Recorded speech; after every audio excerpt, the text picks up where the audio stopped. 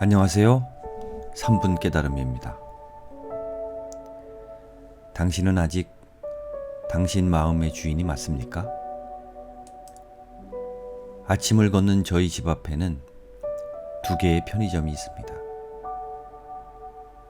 새벽에도 주인이 직접 매장을 보는 곳이 하나, 아침 저녁 24시간 모두 아르바이트생이 관리하는 곳 하나, 이렇게 모두 둘이죠. 그런데 매일 새벽을 걷다 보면 한 곳은 외부 공간을 활용, 더 판매될 상품을 진열하고 있고, 다른 한 곳은 관리는커녕 매번 매장 앞이 난장판입니다.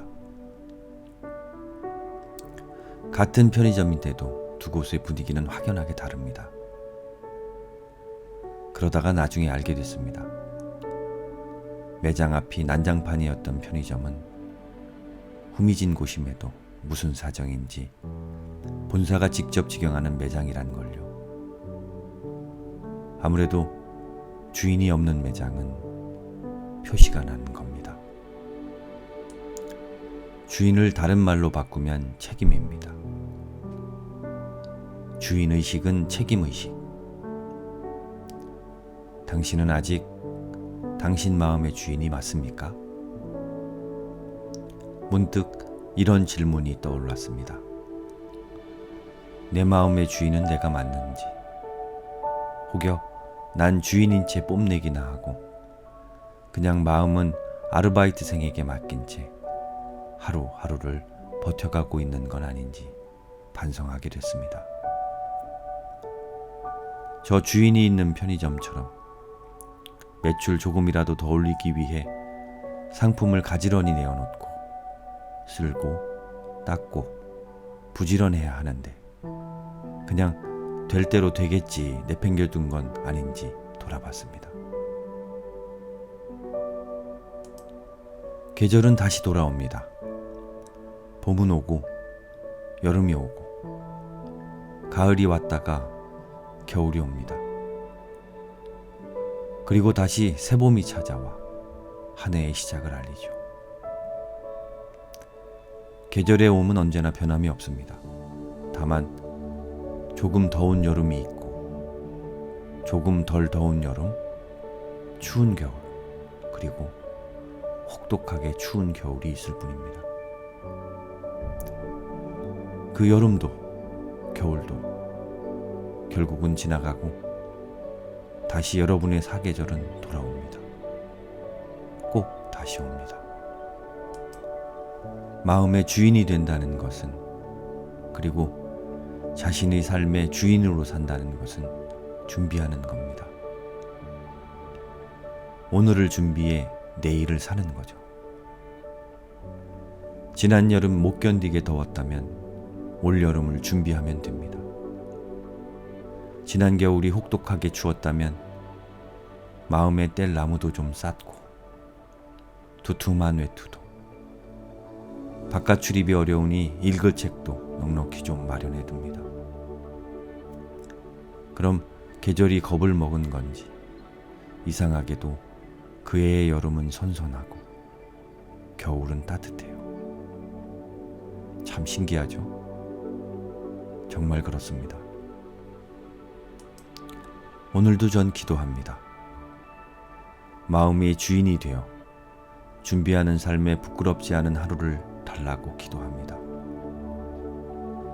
더 이상 아르바이트생에게 내 마음을 맡기고 겉으론 주인인 양 행세나 하면서 살고 싶지 않습니다.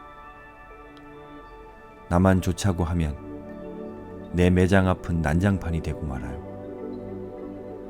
내가만 이롭자고 하면 세상은 온통 난장판이 됩니다. 그러니까 난 오늘 하루도 부끄럽지 않아야 합니다. 누군가 저를 걱정합니다. 힘겨워 보인다고, 조금은 천천히 쉬었다 가라고 걱정해 줍니다.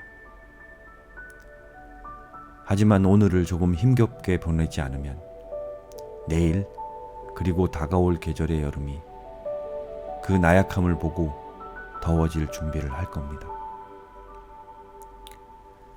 지난 준비된 하루를 살았단 여름이 과연 그 지난 해에 비해 덥지 않았던 게 맞는 걸까요?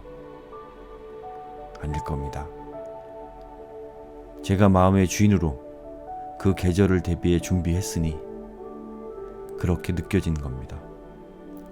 그게 자연의 이치예요. 올해를 지났으니 내년 다가올 겨울은 올 겨울보다 더 혹독한 겨울일 겁니다.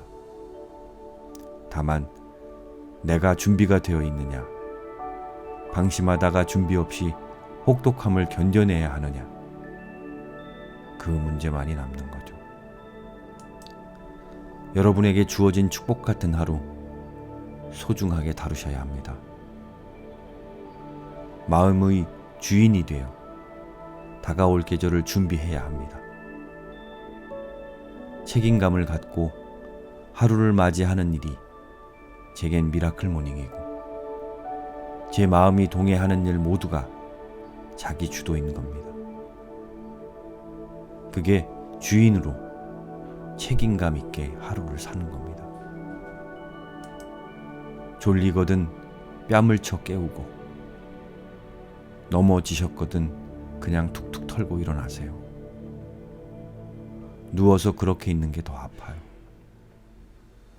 너무 힘에 겼거든 손을 내밀고 조금 부탁도 해보세요. 내 손 좀 잡아달라고. 그렇게 아무 말 않고 아르바이트생에게 마음 맡기듯 자신에게 무관심하면 당신의 삶은 곧 난장판이 됩니다. 이번에 다가올 여름, 겨울은 더 혹독하고 말 거예요. 그러니 오늘 당신은 당신의 마음의 주인으로 하루를 살아야 합니다. 꼭 그렇게 하겠다고 약속해 주세요.